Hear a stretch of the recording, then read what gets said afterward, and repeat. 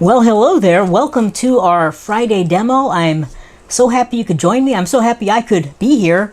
Been having some big internet issues lately. They've been digging up the street and doing all kinds of stuff with cables and equipment and machines and noise. So my internet has been down and then sporadic for the last few days, but I am happy it's back and we can do a demo. So hope you had a fantastic week. Sorry about our members only class that I had to cancel that.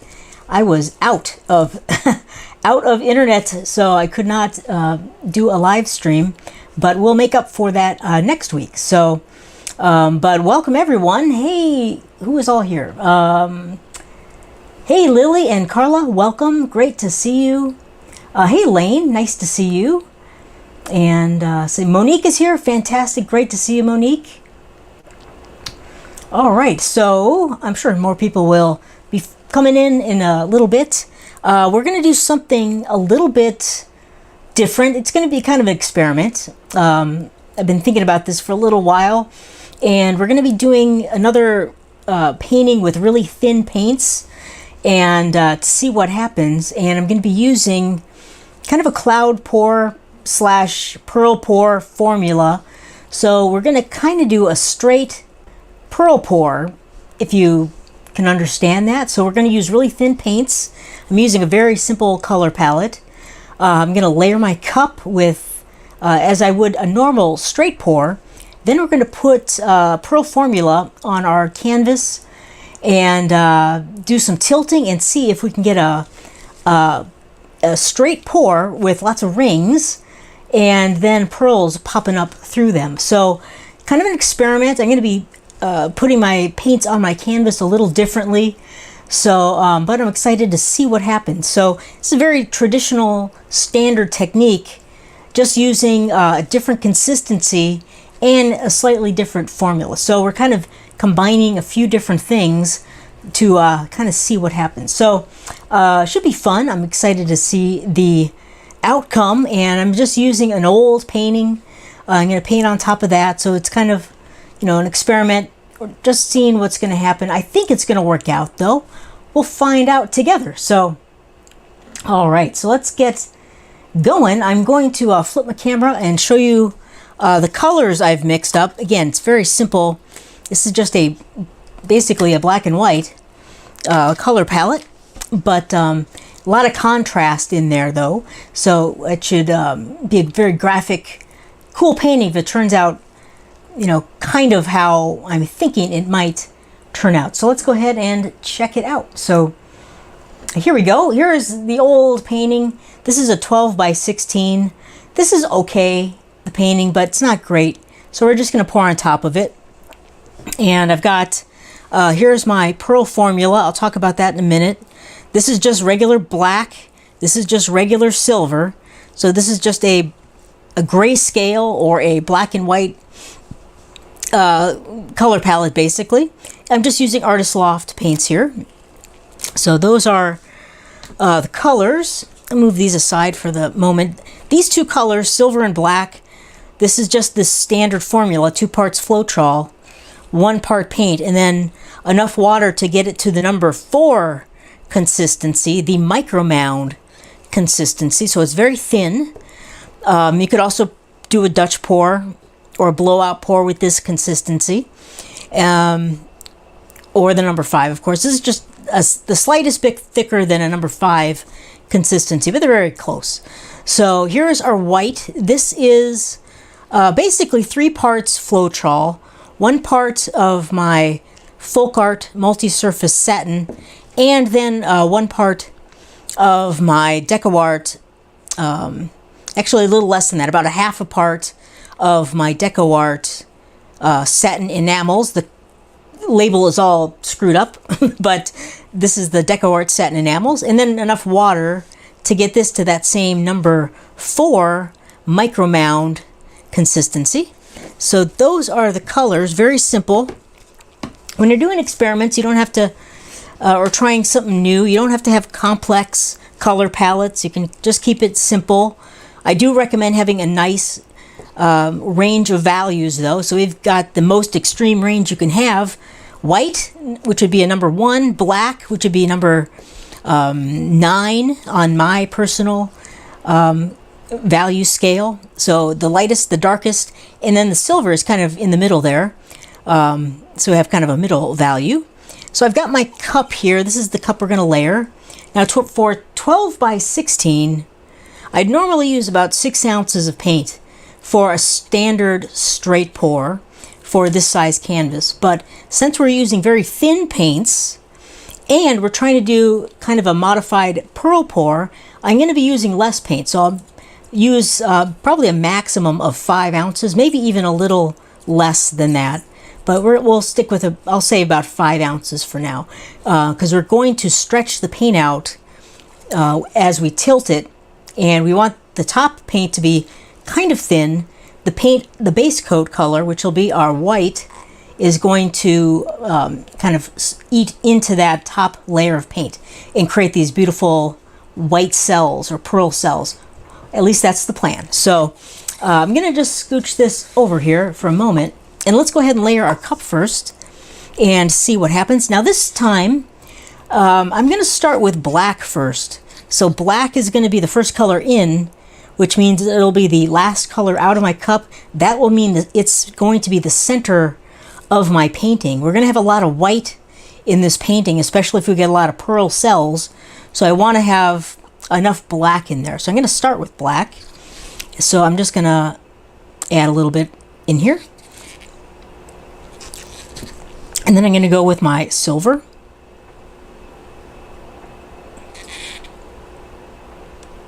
Just like that. And then I'm going to also put in our pearl color. So some white. And then I'm just going to repeat that same layer, those same layers, probably 3 or 4 times. So a little more black.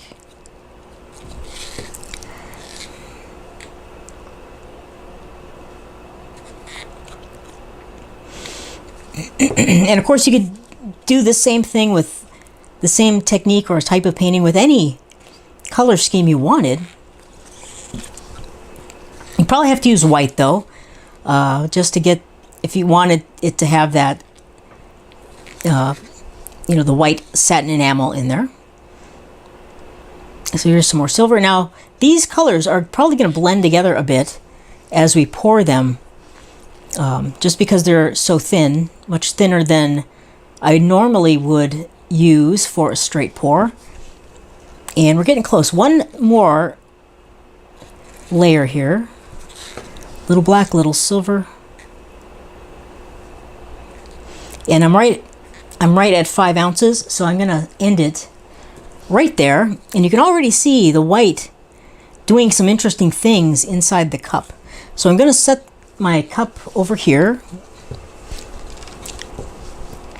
And let's bring back our painting. And what we're going to do is I'm going to add my base coat slightly different on this technique here. So I'm going to pour a puddle, a good amount. I might add a little more. I'm going to do a little tilt.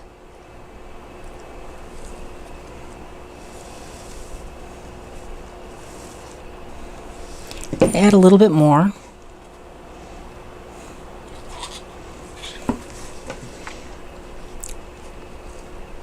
Whenever I add more paint to a puddle I've already added, I kind of like to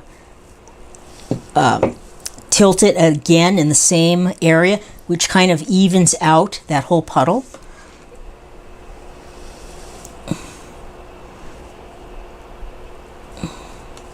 There we go. I think I've got some, looks like I had some like little lumps or something in there, but looks okay. All right, and I'm going to add just, going to fill in that little hole, but I'm going to even that out. And oops, I'm getting a little run off, but that's about it. I'm not going to, you can actually, what I'll do, I'll just use my hand and just spread this over the rest of the canvas just lightly. It just gives a little bit of slipperiness for when we go to tilt and do our tilting process. You could use a palette knife, of course. I'm just using my hands. There we go. So just like that. So just a little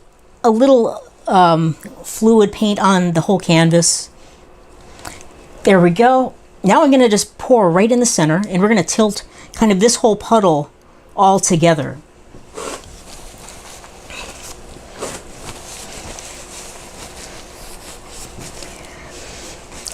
So let's go ahead. I'm going to flip the camera for you.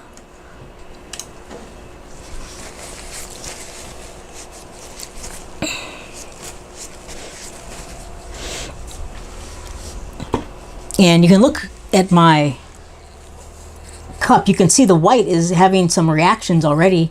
They're kind of blending together in the cup. That's okay. So I need to decide if I'm going to pour out of the side I layered or the opposite side. I think I'm going to pour out of just the side I layered for this one, and we'll see what happens. I'm going to move this down, and here we go. Let's add our colors. I'm going to just pour in a thin stream, kind of right in the center.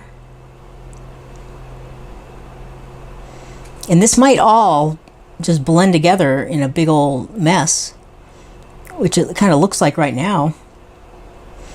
We'll see how it goes. The white has some interesting little funny bits to it. I'm not exactly sure why that is.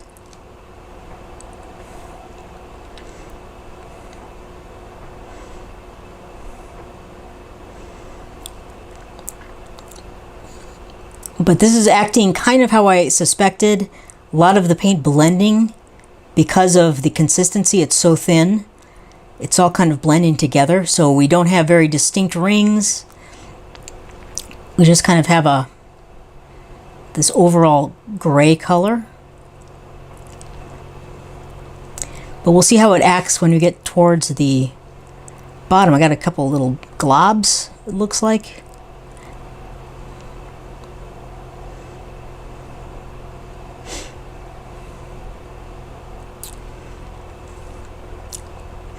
And you can see some of the cloudiness coming into the cup right there.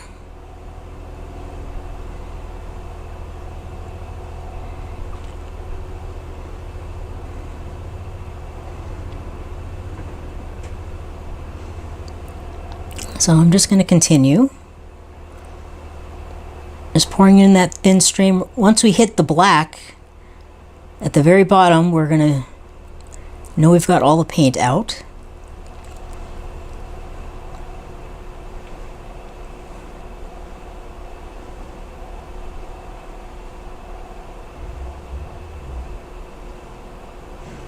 Getting close here.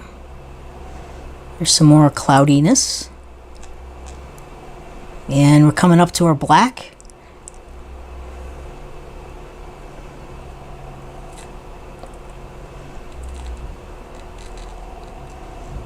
I'm going to just turn my cup a little bit here.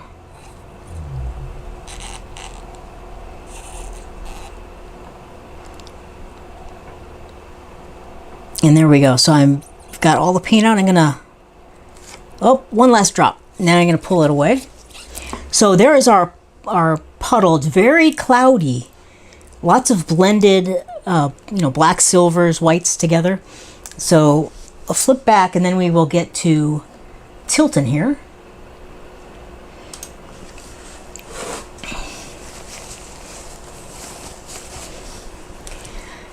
And Carla is asking, is the Pearl formula with the Deco satin enamel and folk art satin? Yes. So this is two different whites.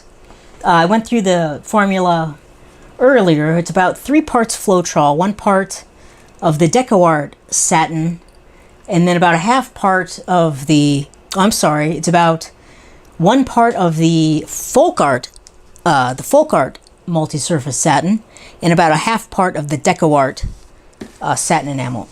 So, good question though.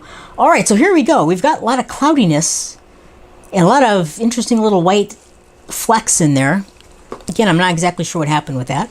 But let's go ahead and do our tilting. So what we're going to do, I'm going to tilt this whole thing in one go. So I'm going to, well, let's just start and I'll walk you through it. So first of all, we're going to just expand our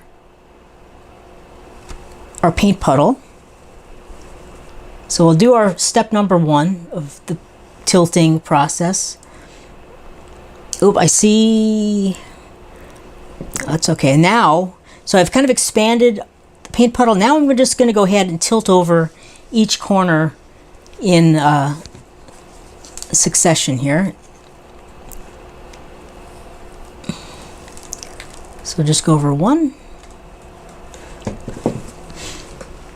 And I don't want to dilly-dally too much with my tilting, because those pearls are going to be starting to pop up. And I don't want to overstretch them. So there we go.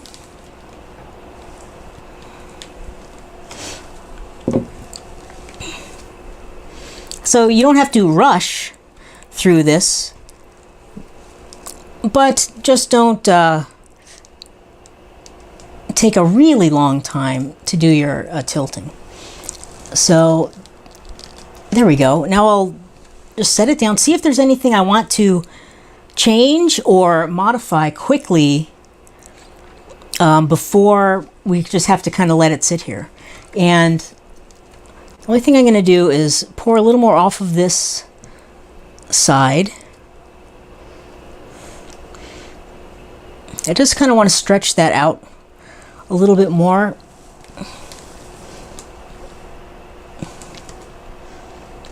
Now I'm going to just move the paint back into the center a little bit. Now I'm just going to set it down.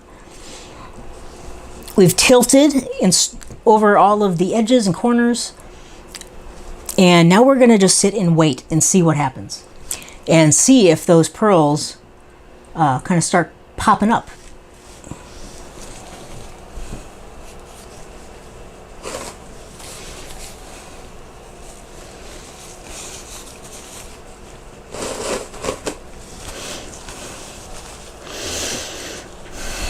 And they're starting. We're getting some over here, getting some pearls. So we'll just see what happens there. But I do kind of like the composition. Of course, it's got a lot of blended areas. We kind of created a lot of gray. We do have a little bit of black, but not much. So it's more of a kind of a middle value painting. But again, it's a test, an experiment. So we're just trying new things out. And while we wait, if you have any questions, let me know. And I see Lily has a question. Lily's asking, don't you usually have 2 whites and add satin enamel in the mix? I do have 2 whites. One of them is, so the first white is the Folk Art multi-surface satin. I have about 1 part of that in there. And then I've got, this is the Deco Art satin enamel. So there are 2 whites. Now this multi-surface satin enamel, or satin, it's not a satin enamel. It's a reactive white, but this is the first white. This would be the satin enamel white, the Deco Art satin enamel. So those are the 2 whites. Okay. So let's see here. That's the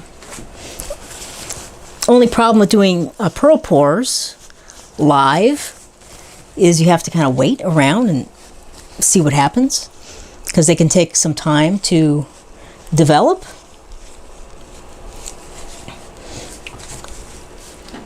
But it's looking kind of cool. We got some interesting cloudy effects. We got some pearls starting to pop up over here. So we'll see if we get anything else. I'll wait a little while.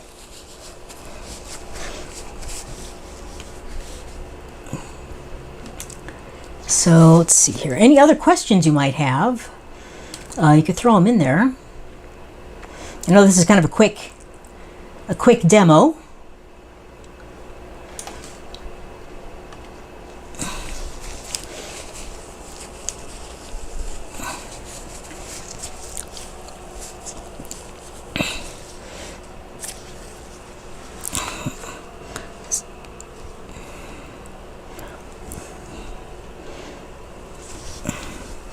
I think I see a little, taking my tweezers and seeing, I think I've got a little glob right there.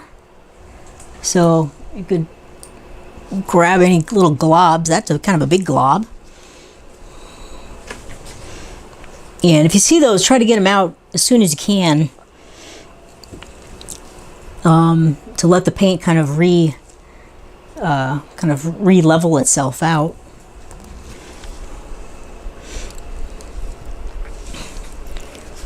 All right, so we don't have massive amounts of pearls popping up everywhere. There's kind of slowly popping up here and there. We do have some very interesting cells happening though. So I kind of like some of these. I think I'll zoom in. I'll show you a close-up. And I think that'll be that. And then we'll just have to see as this dries if we get more kind of pearls that appear. So let me zoom in.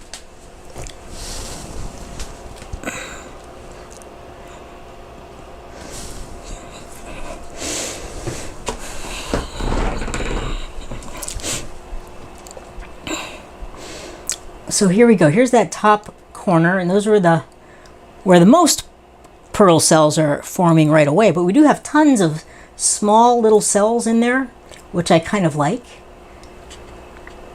Some interesting kind of large cells, small cells. We've got some cloudy effects right in there.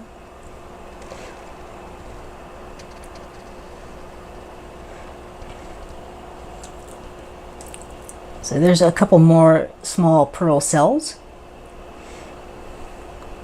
I do like these effects though, these kind of wispy, cloudy shapes. I'm quite fond of those.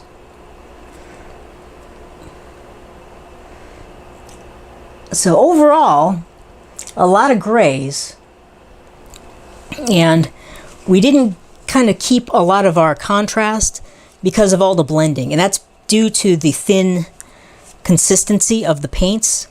So in a way, this is kind of a failure, I guess. It doesn't do exactly what I was hoping it would do, keeping more distinct values. But we did get some small cells popping up, so we'll just have to wait and see as it dries. But I do kind of like the painting, so I think when something like that doesn't work out, let me actually go back here. And but when you do experiments, keep an open mind. You always have, there's a reason you're doing these experiments. You have some kind of a goal or some kind of effects you want to achieve. Try to stay away from having, a picture in your mind of the outcome, but you're looking for certain effects. You're looking for certain, shapes or patterns or things like that. But if they don't work, because you have to have that when you're doing an experiment, otherwise you're just, messing around, which is also okay to do. But when they don't work, like this one, I'd say maybe 50% worked. Not even that, maybe a 30%, success. You go back to the drawing board, you try again. And so what could we do different to get a different result? And I'll have to think about that and see. But normally when you're doing like a pearl pour, having such thin colors, you're not going to get distinct like rings like you would with a straight pour. I would say if we wanted more pearls, the way to fix this would be have less paint in our layered cup. So I would maybe cut that down to maybe a 3 ounces of paint in our layered cup. That way when we tilt all that paint around on top of that pearl base coat, we're thinning out that top coat of paint, allowing more pearls to pop through. So that would be if you wanted to achieve more pearls in your pour. If you wanted more distinct rings in your paint, I'd have to think about that. We could try. Well, one thing we could do is keep the same consistency, that number 4 micro mound consistency, but use a different white in our layered cup instead of our pearl mixture. We use a different white in there. That might keep things a little more separated from blending so much. So there are other things you can do. You have to just kind of think about it and see if what you want to change, and then make adjustments and try it again. So that's kind of one of the fun parts and the frustrating parts of fluid art. But it's in your control to change things and make certain effects happen. So it's always worth giving it a try. Any crazy idea you have, I'd always say give it a try and just see what happens. So there we go. So we've got a couple more little pearl cells that are popping up, but it pretty much looks the same. So I think we'll just let this dry and see what we get. So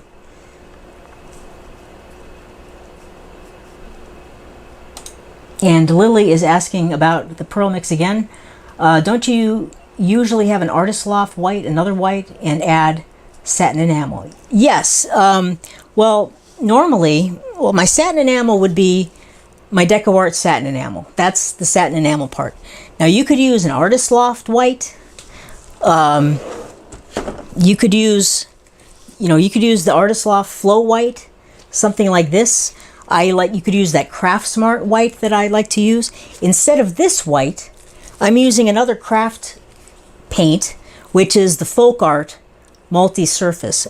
This is basically what I'm using instead of this. So these are very close as far as products go. Even though it says satin on the bottle, it's not a satin enamel the way the DecoArt satin enamel is. So hopefully that clears up the confusion. Instead of the Artist Loft white, I'm using the Folk Art Multi-Surface white. So you can just kind of ignore the satin on there. It's just, and this would be your other white. So hopefully that helps, Lily. And I mean, you could just use regular old DecoArt white if you wanted. You're going to get massive reactions though, because it's so powerful. So normally I use 2 whites just to cut down the effect. Just because if you use straight DecoArt, it's kind of overpowering. It can just kind of take over everything.